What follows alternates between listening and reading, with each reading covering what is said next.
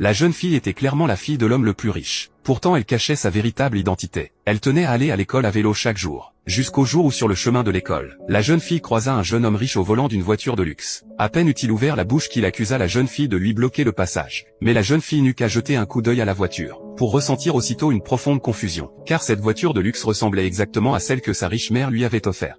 Cependant la jeune fille ne posa pas plus de questions. Elle se contenta de faire remarquer que le jeune homme riche Jacques roulait trop vite et avait failli la renverser. La jeune fille déclara que c'était à Jacques de s'excuser. Mais Jacques sortit directement une carte bancaire et la jeta à la jeune fille. Il dit qu'il y avait 50 000 € dessus, et que la jeune fille devait prendre l'argent et partir immédiatement. Devant cette scène, une vague de colère monta instantanément dans le cœur de la jeune fille. Aussitôt elle fit passer son vélo droit sur le pied de Jacques. En voyant l'expression de douleur de Jacques, la jeune fille s'en alla sans la moindre hésitation. Elle n'aurait jamais imaginé revoir Jacques si tôt. Cet après-midi-là, c'était l'élection du nouveau président du conseil des élèves dans cette école d'élite. En tant que meilleure élève de sa classe, la jeune fille devint la présidente reconnue à l'unanimité. Mais au moment où le professeur allait annoncer le résultat, les portes de l'auditorium s'ouvrirent brusquement. Jacques entra alors, prétendant qu'il n'avait pas encore participé à l'élection. Devant cette scène, les élèves dans la salle déclarèrent immédiatement que Jacques avait déjà raté la période de sélection, et qu'il n'était plus qualifié pour continuer à concourir. Mais Jacques répliqua, affirmant que son père était actionnaire de l'école, et qu'il pouvait se présenter quand il le voulait. Il déclara même ouvertement qu'il deviendrait certainement président. Devant cette situation, le professeur sur scène voulut immédiatement refuser. Mais avant qu'il ne puisse donner sa raison, il fut interrompu par Jacques, qui dit sans détour que son père pouvait faire don de 100 millions d'euros à l'école pour sa construction. Après avoir entendu cela, le professeur se mit aussitôt à hésiter. Mais à ce moment-là, la jeune fille l'arrêta, en disant qu'elle acceptait de laisser Jacques participer à l'élection, car l'école appartenait à la mère de la jeune fille. La raison pour laquelle elle autorisait Jacques à participer était d'aider sa mère à trouver les parasites au sein de l'entreprise. Mais quand la jeune fille entendit le nom du père de Jacques,